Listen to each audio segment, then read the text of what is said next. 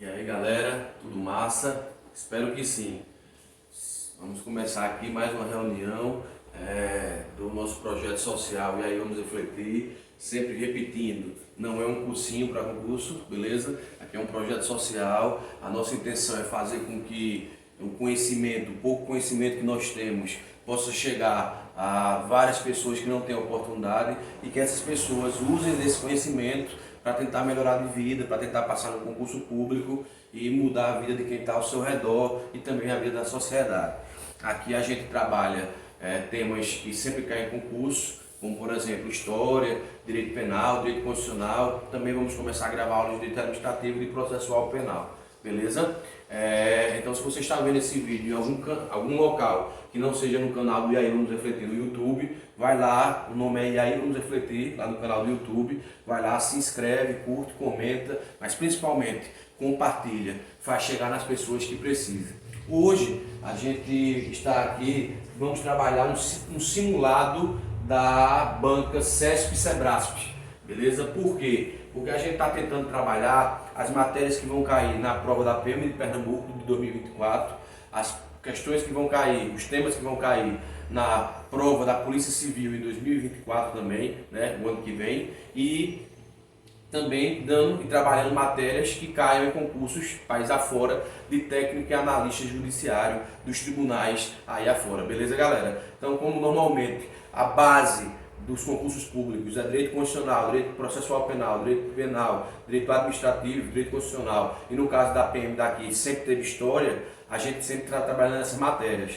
Lá no nosso canal do YouTube já tem um simulado da AOCP, que foi a banca que foi escolhida para fazer a prova da PM em Pernambuco ano que vem, beleza? E hoje a gente vai trabalhar um simulado de constitucional, tranquilo, da banca CESP-Sebrasp.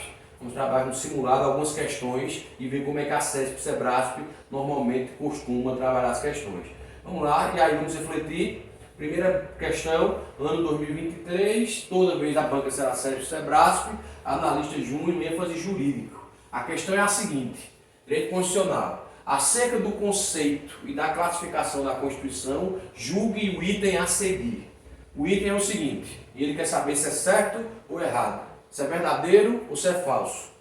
No sentido sociológico, a Constituição é uma decisão política fundamental. Você já pode dar uma olhada, já tem lá um vídeo colocado no canal do YouTube, no E aí Vamos Refletir, um vídeo bastante importante onde a gente trabalhou exatamente os sentidos da Constituição. E vimos que são vários os sentidos da Constituição, mas basicamente são 5.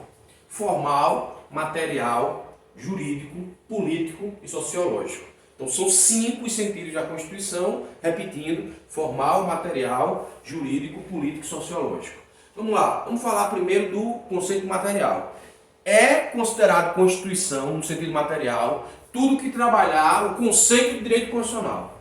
Estrutura, funcionamento e organização do Estado e limites ao poder do Estado. Direitos e garantias fundamentais. Trabalhou esse sistema, é considerado Constituição no sentido material. Beleza? Já no sentido formal, será a Constituição o que estiver no texto constitucional do país. No caso aqui do nosso país, Brasil. Tranquilo? Esteve lá, não importa se é estrutura, funcionamento e organização do Estado, ou limites ao poder do Estado. Se tiver outra coisa que não diga respeito a isso, que deveria estar numa lei, não na Constituição, mas está lá, é Constituição em sentido formal. Inclusive, na classificação de Constituições, a nossa é considerada formal, porque traz coisas que tratam além desses temas que eu acabei de falar. Por exemplo, só para você memorizar, tem um artigo da nossa Constituição que diz que o Colégio Pedro II fica no Rio de Janeiro. Isso deveria estar numa lei, sei lá, numa portaria, ou seja, numa norma infraconstitucional, mas está lá. Então, se está lá, é Constituição no sentido formal, beleza? A Constituição, no sentido político, né, que é o sentido que Carl Smith nos traz, é exatamente, eu vou deixar para daqui a pouco, beleza? Vou falar logo do conceito jurídico. O conceito de Constituição no sentido jurídico é a norma fundamental. É a norma pressuposta fundamental que dá base a toda a hierarquia do sistema jurídico lá criado por Hans Kelsen, beleza? Que é aquela pirâmide onde no topo está a Constituição e abaixo estão as normas infraconstitucionais. Pois bem, faltou o sentido sociológico e político. O sentido político de Constituição, que Carl Smith traz, é dizer que Constituição é uma decisão política fundamental. Só que aqui a questão está dizendo que é no sentido sociológico. Sociológico não é esse sentido. Dá uma olhadinha lá na nossa aula gravada e vê lá qual é o sentido sociológico. O sentido sociológico é que a soma de fatores reais que existem na sociedade é que formam a Constituição. Todos os fatores reais que existem na sociedade formam a Constituição. Esse é o sentido sociológico. Aqui diz que no sentido sociológico a Constituição é a decisão política fundamental. Falso! Não caia nessa. Se tivesse no sentido político a Constituição é uma decisão política fundamental, estava certo. Mas como está dizendo no sentido sociológico, a questão está errada, falso. Beleza? Outra questão aqui da CESP, interessante. Acerca do conceito da classificação da Constituição, julgue o item a seguir. Ele quer que você diga se é certo ou errado. A Constituição Federal classifica-se como analítica. Então vamos lá. Tem uma aula no nosso canal do YouTube que só fala disso. Classificação de Constituição. E lá a gente classifica, fala de todas as classificações, todos os critérios, ou quase todos os critérios, e diz as espécies. E explica, e no final diz que a Constituição de 88, a Constituição Federal Brasileira, é classificada e diz todas as classificações. Certo? Então vamos lá. Por exemplo, quanto à origem, a nossa Constituição ela pode ser promulgada, outorgada, cesarista e pactuada. Isso está lá, pode olhar. Aí a gente vai ver que a promulgada é aquela que é discutida, é aquela que é feita por uma Assembleia Nacional Constituinte eleita pelo povo. Já a outorgada é a imposta. Quanto à alterabilidade, quanto ao critério de mudança, ela pode ser rígida, semi-rígida ou semiflexível, flexível e imutável. Aí a gente vai ver que ela é rígida quando para mudar a Constituição precisar de um quórum especial, diferentemente de um quórum menor que é um quórum de uma lei. É o caso da nossa Constituição. Para mudar a nossa Constituição precisa de 3/5, 60% da Câmara e do Senado em 2 votações para fazer uma emenda constitucional. Já uma lei complementar é 50+1 de todos, da Câmara e do Senado, e já uma lei ordinária é 50% mais 1 dos presentes. Então, quanto ao critério de alterabilidade, a nossa Constituição é rígida, não é flexível. Aqui, ele quer saber quanto à extensão. E quanto à extensão, as Constituições podem ser classificadas como sintética ou analítica. Constituição sintética é aquela que é resumida, é aquela que é breve. É a Constituição dos Estados Unidos. É uma Constituição bem enxutinha, com poucas emendas, e que só trabalha estrutura, funcionamento e organização do Estado, limites ao poder do Estado. Beleza? A nossa Constituição, ela é enorme, ela é extensa, ela é uma análise. Logo, a nossa Constituição, que traz temas que não deveriam nem estar na Constituição, e sim em leis infraconstitucionais, ela sim é analítica. Então, quando ele quando ele afirma a Constituição Federal classifica-se como analítica, a resposta é certa.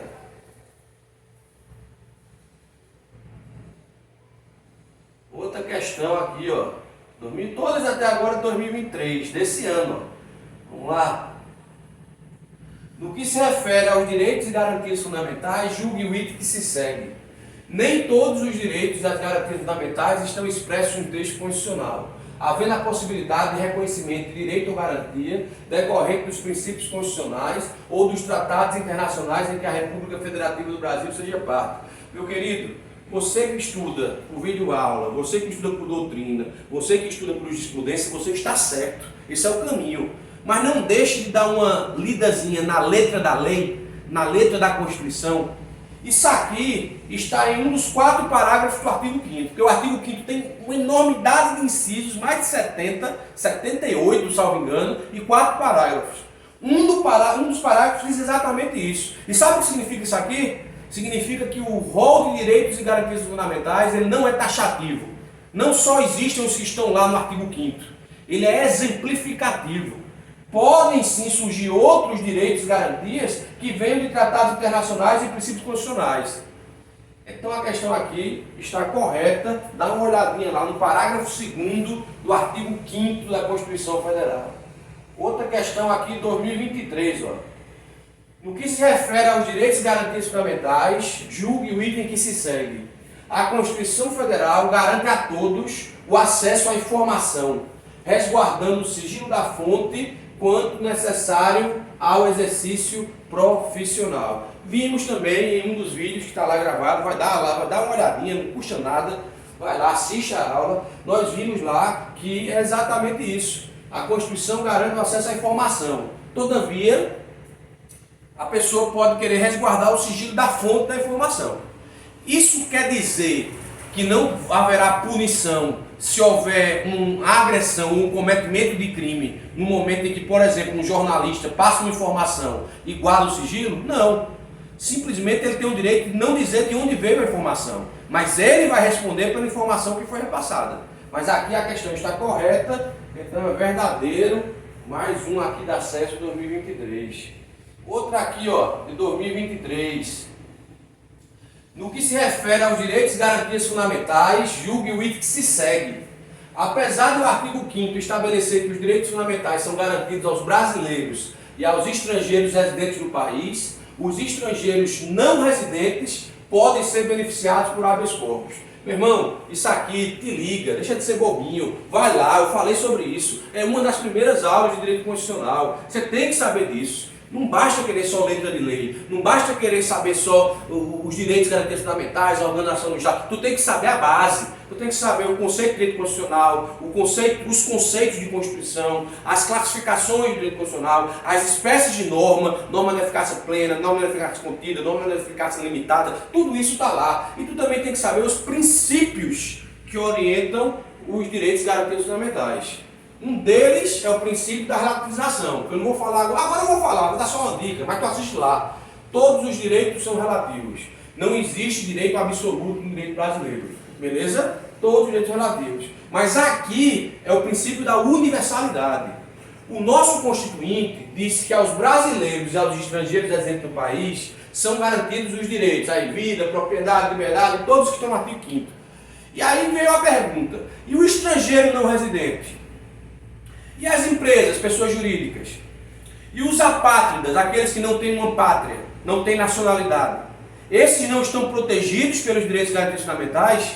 O STF se desdobrou sobre o tema e disse que estão sim.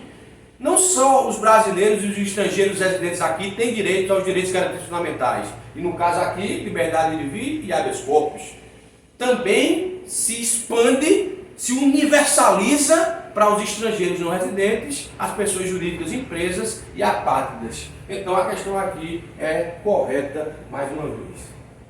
Aí eu trouxe aqui para pesar um pouco, né? Porque aqui o nível sobe, é nível de procurador do Estado do Pará.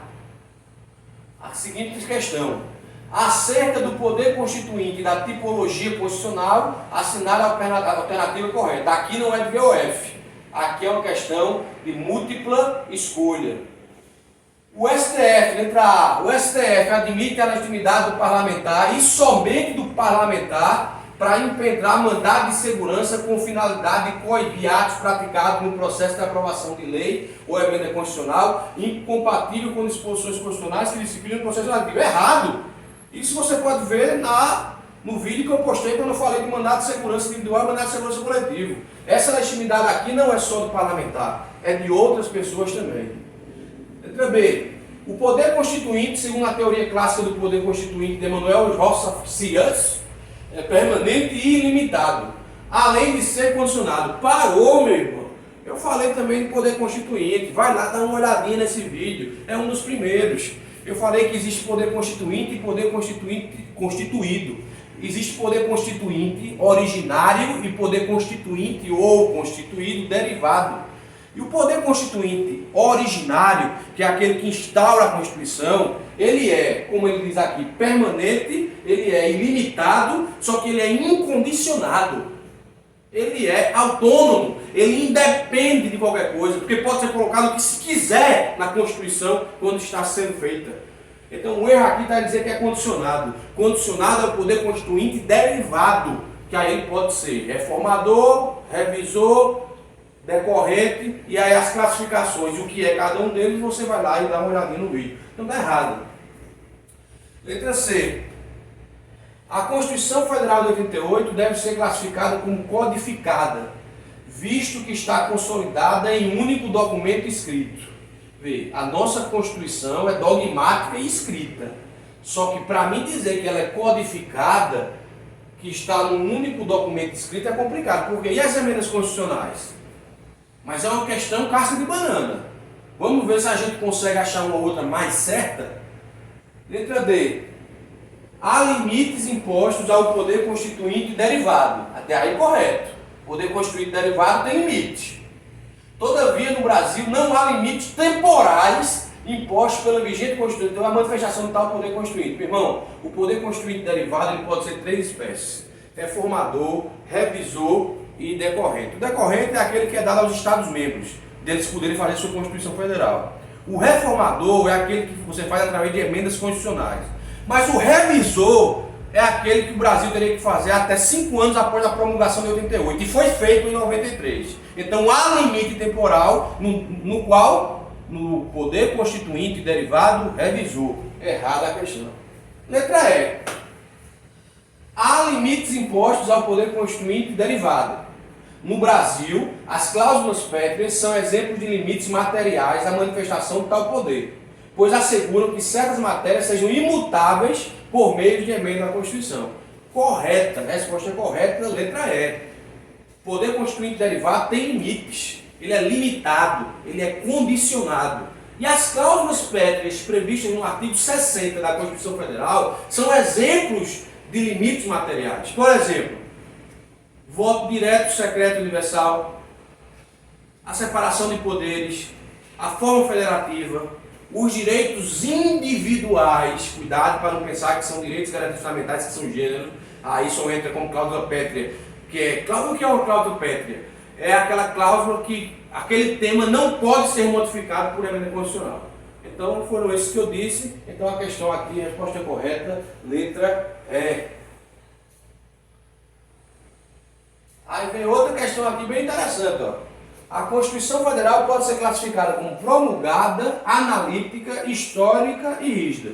Eu não vou perder muito tempo porque eu vou querer que você assista o outro vídeo, que é um dos primeiros que eu gravei, beleza? Mas aqui eu vou te explicar, ó. Promulgada, ela é. Quanto à origem, ela é promulgada porque foi feita por uma Assembleia Nacional Constituinte. Nós tivemos 4 constituições promulgadas na história do Brasil: 1891, 1934, 1946 e 1988. Então a de 88 é promulgada. E nós tivemos 3 outorgadas, impostas. A de Dom Pedro I, em 1824, a de Vargas, do Estado Novo, a polaca de 87, e a de 1967, que veio do golpe militar de 64. Mas a nossa de 88 é promulgada, é aquela que é feita com participação popular, por uma Assembleia Nacional Constituinte. A nossa Constituição é analítica, já expliquei aqui e também está lá no nosso vídeo. Ou seja, ela fala mais do que deveria. Ela é extensa, tem 200 e tantos artigos, fora os atos de posições constitucionais transitórias. E ela é rígida, porque para alterar ela, pelo critério de alterabilidade, você precisa de um quórum maior, ou seja, 3/5 do que para mudar uma lei. Só que ela não é histórica, ela é dogmática. Ela é escrita. Então o erro está na histórica, questão falsa. Dando continuidade a esse nosso simuladozinho aqui, CESP-SEBRASP, já de olho na prova da Polícia Civil de Pernambuco do ano que vem, em relação aos direitos e garantias individuais, assinar a opção correta. Vamos lá, ó. O habeas data é um instrumento adequado à garantia da liberdade, ao direito à liberdade de locomoção. Tu tá de brincadeira comigo, né, meu irmão? Se tu marca uma questão dessa, tu é um bobão, não é um bobinho, é um bobão.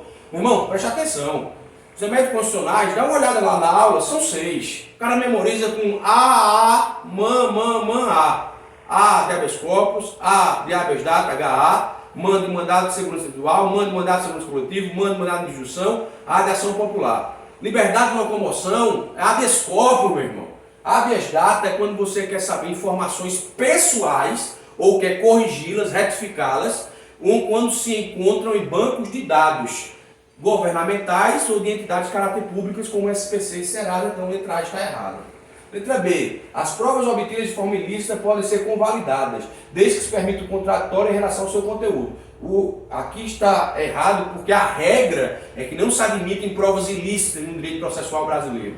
A única exceção é você usar as provas ilícitas numa legítima defesa ou para se defender. Então está errado por causa disso. Isso é exceção e não regra. Letra C. A inviolabilidade do domicílio não obsta a entrada da autoridade policial durante a noite em caso de flagrante delito. Letra C, questão correta. Essa é a correta, letra C. Por quê? Porque a inviolabilidade domiciliar é a regra. Em regra, a gente não pode entrar no domicílio de outro sem a sua permissão. Mas existem 4 exceções. 3 durante o dia e durante a noite. 1 durante o dia. Durante o dia você só entra com determinação judicial. Tá lá, dá uma olhadinha no vídeo, meu irmão, te liga. E 3 podem ser durante o dia ou durante a noite. Desastre, para prestar socorro e em caso de cometimento de crime, que é o flagrante delito, resposta letra C. A letra D está errada porque diz que o direito de reunião depende de autorização, não depende de autorização, depende de prévio aviso, beleza? E a E está errada porque diz que a Constituição veda a instituição de pena de morte. A Constituição Federal veda em regra a pena de morte. Mas em caso de guerra declarada e crime militar, está lá previsto lá no artigo 84 também, pode haver a pena de morte para militares nessa situação. Então a resposta correta, letra C. E aqui, a última das questões. Deixa eu ver. Isso, a última das questões. Julgue os itens a seguir de acordo com o entendimento jurisprudencial do STF. Vamos lá. 1. O sigilo bancário do indivíduo pode ser quebrado por decisão fundamentada de comissão parlamentar de inquérito. Olha, meu irmão, só sigilo telefônico é que pode ser quebrado só e somente só por juiz. Os demais sigilos, dentre eles o bancário e o fiscal, pode ser quebrado por juiz, mas também pode ser quebrado por comissão parlamentar de inquérito. Eu falei disso numa aula própria, dá uma olhadinha. Então, A1, sigilo bancário pode ser quebrado por CPI, correto. Não poderia se fosse sigilo telefônico. Aí teria que ter uma decisão judicial. Correto. 2, o jornalista no exercício de sua atividade profissional pode resguardar o sigilo da fonte. Correto, já expliquei isso, inclusive agora nesse vídeo. 1 e 2, correto. 3, a pena de trabalhos forçados em estabelecimentos prisionais de segurança máxima depende de regulamentação por lei. Parou. Existem lá, e eu falei também em vídeo, que existem penas que não podem ser aplicadas. Cruel, banimento, forçada, de morte em regra, certo? Perpétua. Então aqui está errado. 1 e 2 certa, 3 errada. 4. Todos os crimes estão sujeitos à prescrição. Não! Existem 2 espécies de crimes que são imprescritíveis. Grava aí. Raga. R de racismo, H de ação de grupos armados, civis e militares contra o Estado Democrático e a ordem constitucional. Esses 2 são imprescritíveis. Está dizendo que todos são prescritíveis, todos podem passar do tempo o Estado pelo direito de punir. Errado.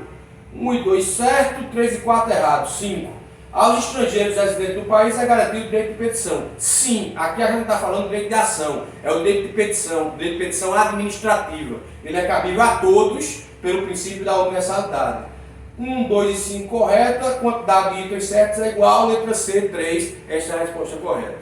Galera, confio em você, não desista, estude, você pode. Vamos lá? E aí, vamos refletir?